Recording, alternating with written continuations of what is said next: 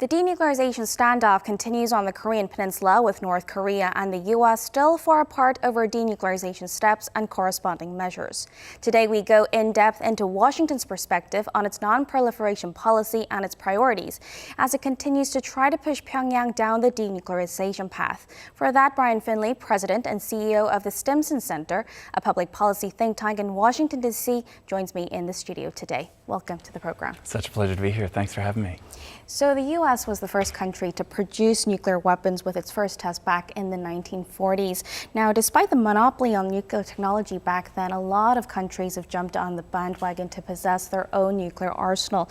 Now, I understand the U.S. remains committed to strengthening global non-proliferation regime. In that sense, can you share with us Washington's non-proliferation policy? Yeah, of course. I wouldn't say a lot of countries, considering the alternatives. We had the original 5 nuclear powers, of course, followed by India, Pakistan, and of course your neighbor, North Korea. So in the grand scheme of things, considering the number of countries that could have acquired nuclear weapons or could still acquire nuclear weapons, the number has actually remained quite small. And I think in large measure that is attributable to a commitment by not just the permanent 5 members of the Security Council, but also by all member states of the Nuclear Non-Proliferation Treaty, as you suggested, coming together and making a grand bargain. And that grand bargain was that no further states would acquire nuclear weapons, A, and B, that the nuclear powers would work towards eliminating their nuclear weapons. Now,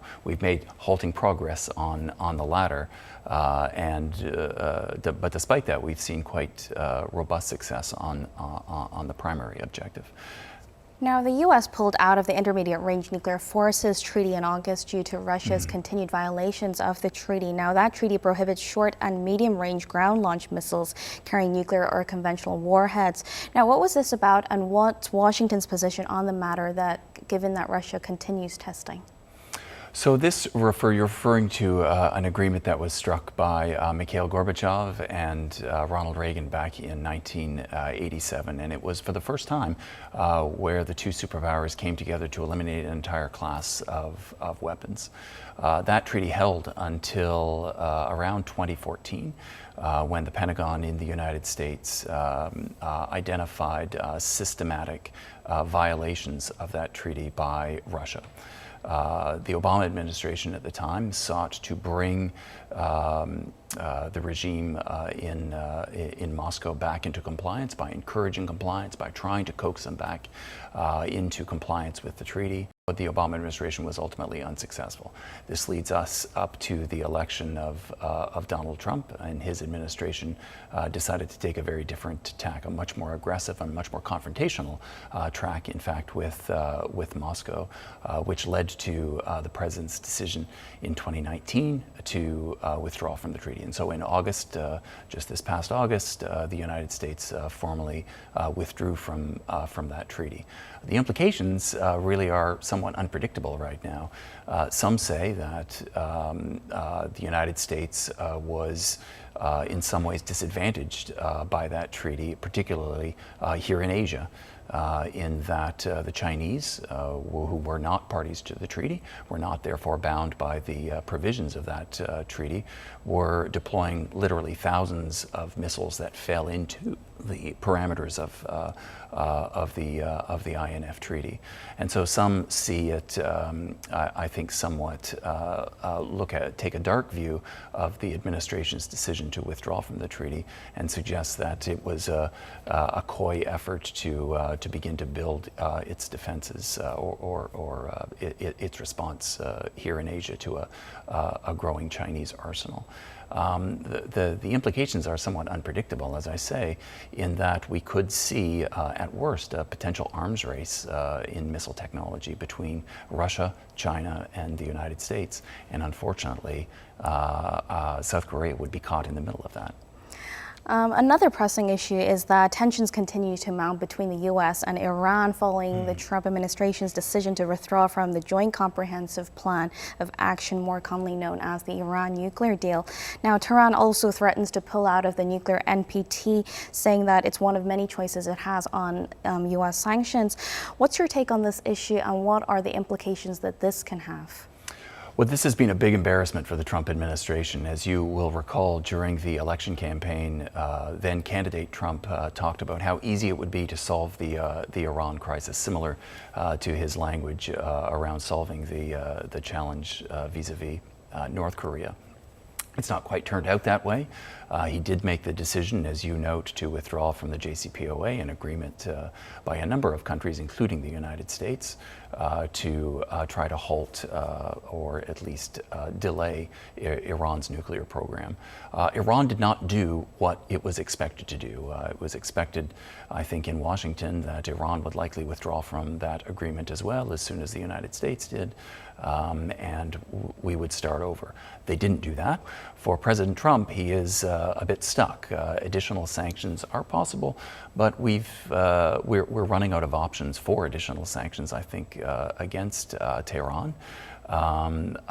If Tehran were to make the decision to withdraw completely from not just the JCPOA, but more importantly, as you suggest, from the non-proliferation treaty, I think that would probably be a catastrophic decision on the part and could lead likely to unpredictable results. We could see a nuclear-armed Turkey, for instance. President Erdogan recently said that perhaps Turkey should have a nuclear weapon. If Turkey has a nuclear weapon, if Iran has a nuclear weapon, would Saudi Arabia have a nuclear weapon? It could lead to a cascade of proliferation across the region and really around the world as well.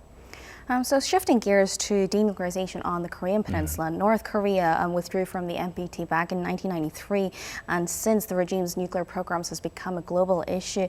Now, as a non-proliferation expert, how do you see the denuclearization talks or the progress that we've seen so far on the peninsula? Well, this has been another bit of an embarrassment for the Trump administration, to be sure. Both President Trump and I think President Moon have staked a lot on advancing the nuclear issue on the peninsula. President Trump, to his credit in this case, I think did something that was unexpected. He tried something different in the face of a decades-long policy that clearly was not working. It was not working for Washington, and it was clearly not working for Washington's allies here in Asia, Japan, South Korea. And so he did try something new. He tried direct engagement.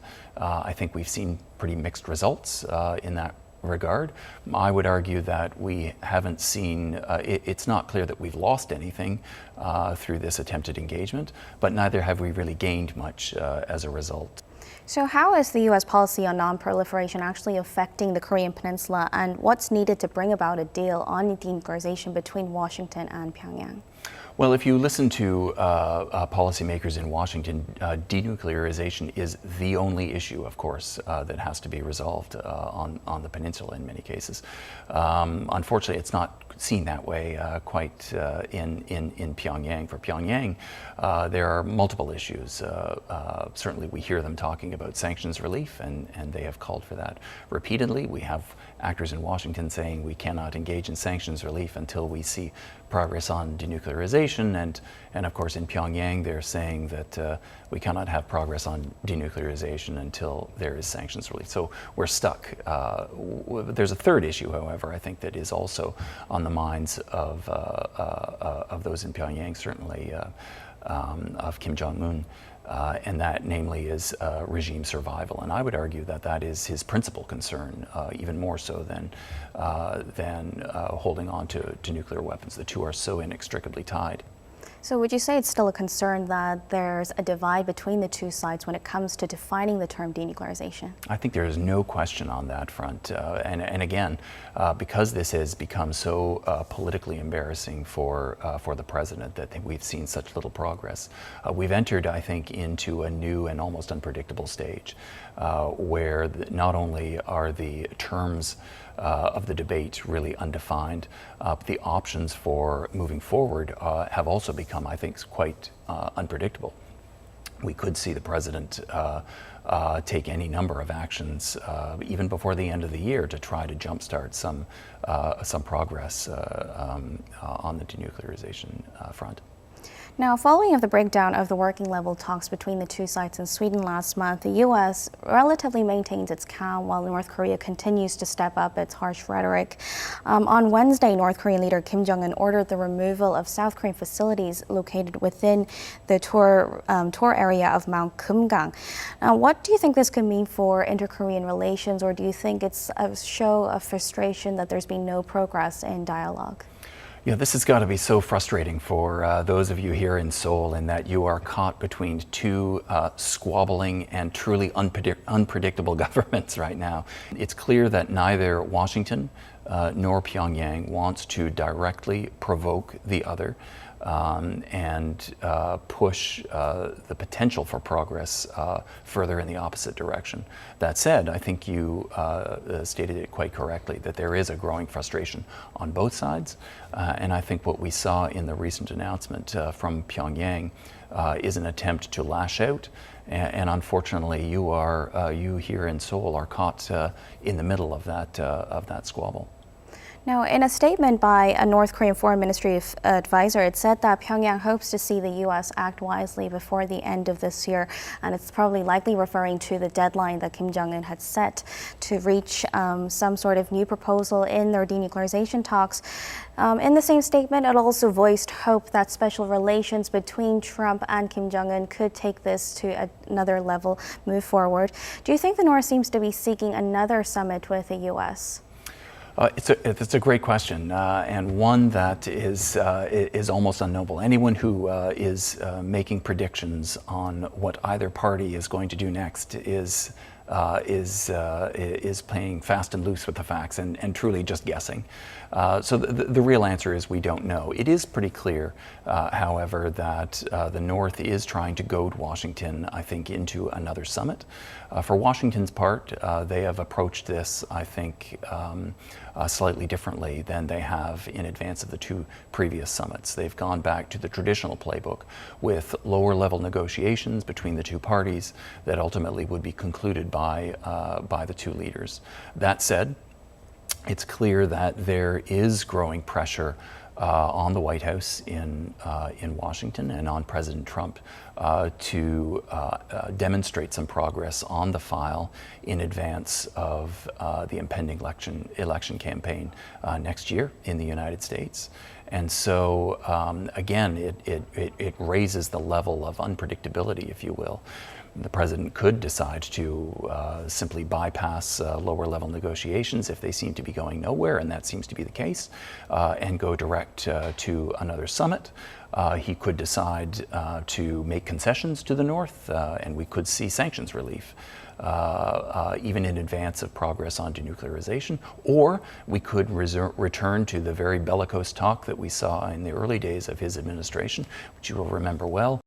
So you touched upon it earlier, but the reason North Korea hasn't been giving up its nuclear weapons is for the regime's security. And do you think, what would be a significant denuclearization step if North Korea does decide to take that path? So I think that it's difficult to say because, again, both leaders defined denuclearization differently, and both leaders, I think, defined denuclearization differently depending on which day of the week it is as well and where they are in the negotiations. It's not impossible to imagine some temporary freezes, some temporary halts to the North Korean program, some destruction of partial facilities at Yongbyon or elsewhere in the complex. The President of the United States declaring that to be success and sufficient, seeing a summit and seeing a new path defined at that summit for denuclearization. At the same time, it's equally likely, I think, that negotiations between the two leaders remain stuck, and we enter into the middle part of next year with no progress made, in which case I think it is much more likely that President Trump returns to a much more bellicose strategy akin to the early days of his administration. And lastly, before we let you go, what do you see as the role that South Korea could take in coordination with the U.S. in addressing non-proliferation of these nuclear weapons? So North Korea paints itself small, I think, too often. South Korea is a global actor, and I think all too often it is caught between these two players. But the truth is that South Korea has a modern industrial base. It has an industrial base, in fact, that is envy of most of the world. It has rigorous non-proliferation practices and agreements around the world. South Korea could be, I think, a global player in the non-proliferation regime that grows beyond just simply the North-South context. And really, as we saw when Seoul hosted the Nuclear Security Summit during the Obama administration, we saw South Korea really emerge as a true global actor in this space. And so I think in some ways trying to escape the dynamic of North-South and really stepping out and painting its role in the non-proliferation space as a global actor, I think could actually redound to the benefit of the North-South issue here on the peninsula as well. Okay, so we'll see how it goes. Thank you for your insights today. Thank you.